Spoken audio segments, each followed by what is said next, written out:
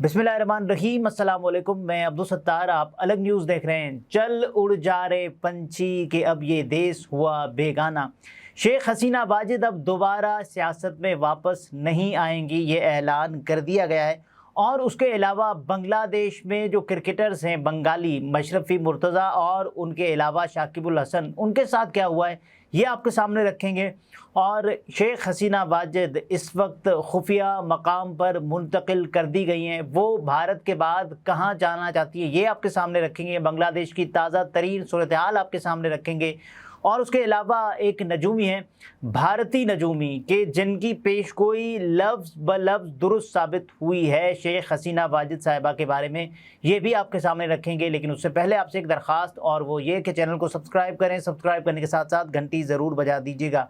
सबसे पहले तो जो बांग्लादेश की ताज़ा तरीन अपडेट है, जिसमें कर्फ्यू को ख़त्म कर दिया गया है, तालीमी इदारे खोलने के अहकामात जारी कर दिए गए हैं।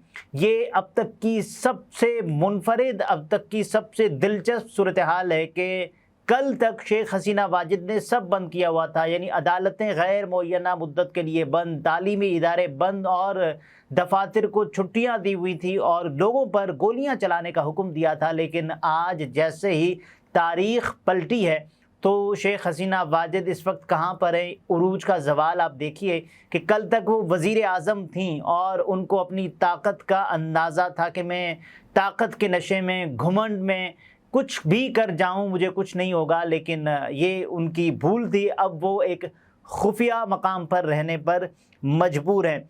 फ़ौज ने कर्फ्यू ख़त्म कर दिया है और दारुल हुकूमत ढाका समेत मुल्क भर में स्कूल, कॉलेजेस और जामियात समेत तमाम तालीमी इदारे खोल दिए गए हैं। बांग्लादेश भर में कशीदा और गैर यकीनी हालात की वजह से मामूलात ज़िंदगी मुकम्मल तौर पर बहाल नहीं हुए, लेकिन इस वक्त जो सूरत हाल है कि कम अज़ कम मामूल की जानिब हालात लौटना शुरू हो गए हैं।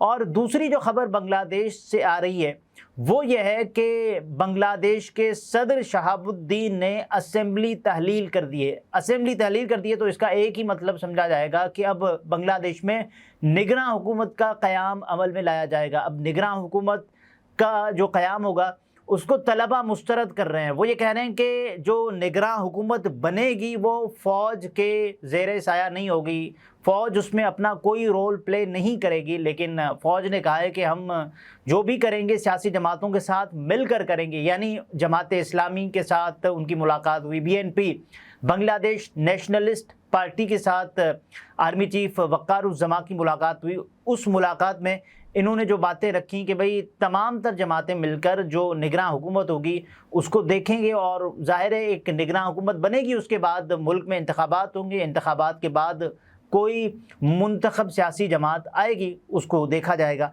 तो ये सूरत हाल है। और अब चूँकि असेंबली तहलील कर दी गई है तो ये बांग्लादेशी अवाम की सबसे बड़ी फ़तह, सबसे बड़ी कामयाबी समझी जा रही है। उसके बाद ज़रा बात कर लें शेख हसीना वाजिद, जो आखिरी वक्त में कुछ चीज़ें उठाकर ले गई हैं वज़ीर आज़म हाउस से, और उसमें जो कुछ बॉक्सेस थे खुफिया तौर पर ये मालूम नहीं हो सका कि उन बॉक्सेस में क्या था, लेकिन वो अपनी ही निगरानी में उन्होंने अपने मुलाजमीन से वो लोड करवाई। उसके बाद उस हेलीकॉप्टर में उनको छोड़ा गया अगरतला के मकाम पर। और ये याद रखिएगा, अगरतला का वो मकाम कि जहाँ पर आज से 56 साल पहले 1968 में एक मंसूबा बना था पाकिस्तान को दो लख्त करने का या फिर बांग्लादेश को आज़ाद करवाने का। तो ये तारीख़ के उसी मोड़ पर जो शेख मुजीब की बेटी शेख हसीना वाजिद, वहाँ पर उन्होंने लैंड किया। उसके बाद अब ज़रा ये बात करें कि शेख हसीना वाजिद इस वक्त कहाँ पर मौजूद हैं। इस वक्त भारत में उनको एक खुफिया मकाम पर मुंतकिल कर दिया गया, जिसकी सबसे बड़ी वजह उनकी सिक्योरिटी को लाहक ख़तरात हैं। और शेख हसीना वाजिद भी ये समझती हैं कि भाई किसी भी तौर पर ये मुश्किल होगा कि वो अवामी तौर पर वो रह पाएँ। बहरहाल ये भी कहा जा रहा है कि शेख हसीना वाजिद भारत में ख़ुद को महफूज तसव्वुर नहीं करती। भारत और जो बांग्लादेश ये एक साथ ही, वो ये चाहती हैं कि वो फ़िनलैंड जाएं या फिर वो बरतानिया जाएं। ان کا سب سے بڑا اس وقت مقصد یہ ہے کہ وہ برطانیہ میں سیاسی پناہ حاصل کریں۔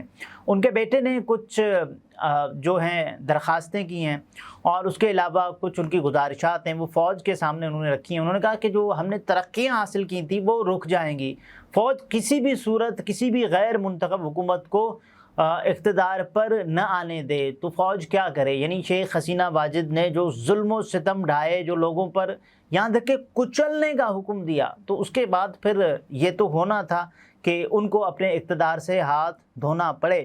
تو شیخ حسینہ واجد یہ چاہتی ہیں کہ وہ ان کو برطانیہ میں سیاسی پناہ دی جائے، جس انداز سے ملک کے مختلف یعنی پاکستان سمیت دنیا بھر سے اکثر سیاسی پناہوں کے لیے جو محفوظ ملک سمجھا جاتا ہے وہ برطانیہ ہے۔ الطاف حسین آپ دیکھ لیں، اور اس کے علاوہ نواز شریف صاحب وہاں گئے، محترمہ بینظیر بھٹو صاحبہ، اور اس کے علاوہ ملک کے چوٹی کے سیاستدان وہیں پر ہوتے ہیں۔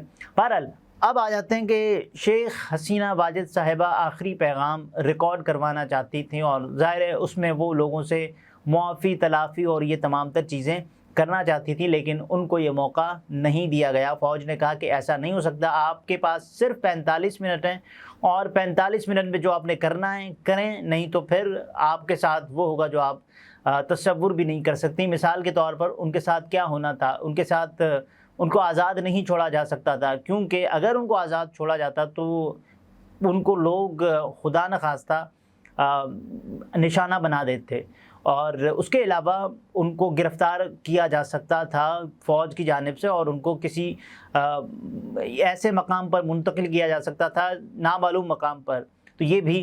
اور اس کے علاوہ اب جو مشرفی مرتضیٰ ہیں بنگلہ دیش کے سابق کپتان، ان کے گھر مظاہرین آئے، اور مظاہرین نے کیا کیا کہ مشرفی مرتضیٰ کا جو گھر تھا، پہلے تو کیونکہ مشرفی مرتضیٰ کا تعلق عوامی لیگ سے، عوام لیگ شیخ مجیب شیخ حسینہ واجد، تو اس کے بعد پھر وہ گھر پر موجود نہیں تھے، ان کو یہ بھنک پڑ چکی تھی کیونکہ یہ مظاہرے چل پڑے تھے، ان کو یہ اندازہ تھا، اور فوج نے بھی یا پھر جو سیکیورٹی کے دیگر ادارے تھے انہوں نے یہ بتا دیا تھا عوامی لیگ کے رہنماؤں کو، یا پھر جن کو خطرات لاحق تھے ان کو یہ بتا دیا تھا کہ محفوظ مقامات پر منتقل ہو جائیں۔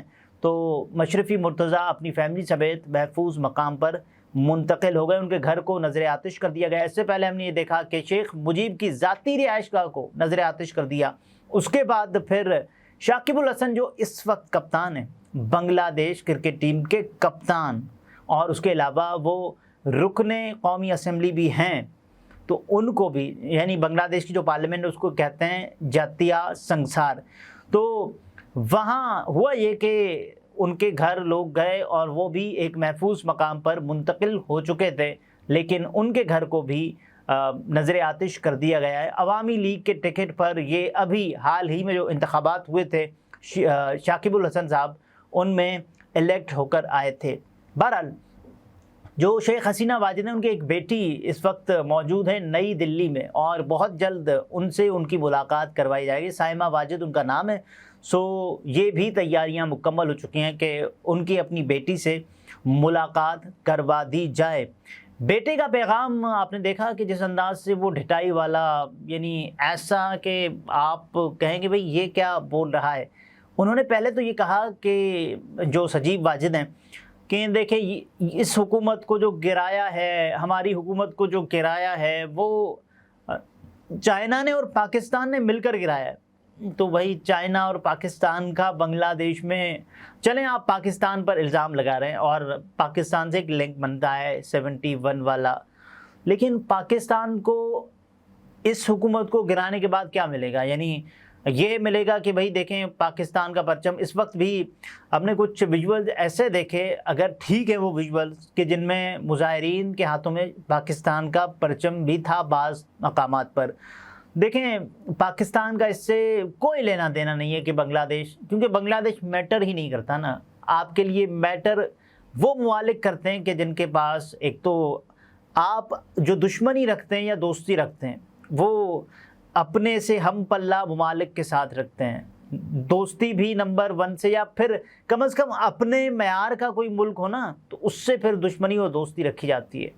بنگلہ دیش سے ہمیں یعنی کیا ملنا تھا، کوئی 2 ٹکے ملنے تھے، وہ خلیل صاحب کہتے ہیں اکثر، تو حالانکہ ابھی بھی ان کی حالت بھی ویسی ہی ہے جو خود وہ مان بھی رہے ہیں۔ بہرحال تو آخری بات جو میں آپ سے شیئر کرنا چاہوں گا اس ولاگ میں، اور آپ بے صبری سے اس کا انتظار کیے ہوئے ہیں، کہ بھارتی نجومی کی جو ایک پیش گوئی تھی وہ حرف بحرف لفظ بلفظ سچی اور درست ثابت ہوئی ہے، جو انہوں نے شیخ حسینہ واجد صاحبہ کے بارے میں کی تھی۔ اور یہ 2 سال پرانی پیش گوئی ہے، یہ نہیں ہے کہ جو حالیہ مظاہرے پھوٹ پڑے ہوں اور اس کے بعد انہوں نے کوئی اندازہ لگایا ہو کہ شیخ حسینہ واجد کی حکومت جانے والی ہے۔ انہوں نے یہ پیش گوئی 2 سال پہلے کی تھی، اور یہ 2022 کی ان کی پیش گوئی ہے۔ یہ آپ ان کی پوسٹ بھی دیکھ سکتے ہیں، 18 فروری 2022 کی۔ شروتی دیویویدی ان کا نام ہے، اور انہوں نے پہلے تو بنگلہ دیش کے علاوہ ایک پیش گوئی کی، وہ بھی میں آپ کے سامنے رکھ دیتا ہوں۔ انہوں نے کی کہ کیرلا اور بنگلہ دیش کے حوالے سے پیش گوئیاں جو انہوں نے کی ہیں وہ ہر بار صحیح ثابت ہوئی ہیں، کیونکہ کیرلا کے علاقے ویاناد میں 30 جولائی کو ہونے والی تباہ کن لینڈ سلائڈنگ کے سبب 350 سے زائد افراد ہلاک ہوئے، جبکہ 180 تاحال لاپتہ ہیں۔ انہوں نے بالکل ویسے ہی لکھا تھا کہ ایسا ہونے والا ہے، آپ ان کی پوسٹ بھی دیکھ رہے ہیں۔ اور اس کے علاوہ انہوں نے لکھا تھا نا کیرلا کے بارے میں، Kerala will experience some disturbance to may be a land calamity, تو یہ انہوں نے باقاعدہ طور پر لکھا ہوا ہے۔ اور اس کے بعد انہوں نے جو آخر میں لکھا ہوا ہے وہ آپ حیران ہوں گے، ان کی جو پیش گوئی ہے وہ باقاعدہ طور پر ہمیں نظر آ رہا ہے۔ 2022 میں کس کو یہ نظر آ رہا تھا؟ بنگلہ دیش ایسا تو تھا نا کہ حالات ہر ملک میں پورے اچھے نہیں ہوتے، یعنی ٹھیک جا رہے ہوتے ہیں، حالات ٹھیک جا رہے تھے بنگلہ دیش میں۔ بنگلہ دیش اپنے مطلوبہ اہداف سے تھوڑا سا پیچھے تھا، لیکن آگے تھا کچھ ممالک کے حساب سے۔ لیکن ہوا پھر یوں کہ 1 ماہ تک جو جاری رہنے والے احتجاجی مظاہرے تھے، انہوں نے ان کی حکومت کا جو تختہ ہے وہ الٹا کر دیا۔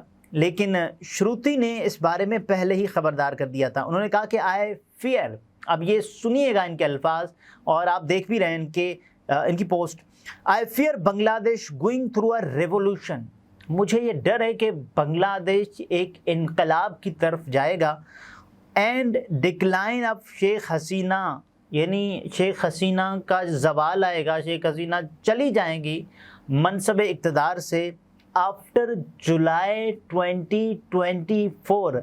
ابھی جب میں آپ سے بات کر رہا ہوں 6 اگست 2024 سے، انہوں نے کہا آفٹر جولائی 2024 تو اس سے آپ اندازہ لگا لیں، حیران کن بات ہے ویسے یہ کہ جس انداز سے ان کا تختہ گیا ہے، اور سب اس پر بات کر رہے ہیں کہ ان کی جو پیش گوئی ہے وہ لفظ بلفظ درست ثابت ہوئی ہے، تو یہ بڑی حیران کن چیزیں ہیں۔ ابھی بنگلہ دیش میں جو ڈیولپ ہونے والی سچویشن ہے، جس کے مطابق بنگالی جو طالب علم ہیں ان کا یہ مطالبہ ہے کہ محمد یونس صاحب ان کے ذریعے ایک نگراں حکومت تشکیل دی جائے، تاکہ ان پر اعتماد ہے طلباء کو، کیونکہ وہ ایک نوبل انعام یافتہ بھی ہیں، اور ایک بینک بنانے کی وجہ سے ان کو یہ انعام بھی دیا گیا تھا۔ بہرحال جو بنگلہ دیش کی سچویشن جیسے جیسے ڈیولپ ہوگی، ہم آپ کے ساتھ جڑے رہیں گے اور آپ کے ساتھ تفصیلات شیئر کرتے رہیں گے۔ اگلے ولاگ میں پھر ملاقات ہوتی ہے، اپنا بہت سارا خیال رکھیے، اجازت دیجیے، اللہ حافظ۔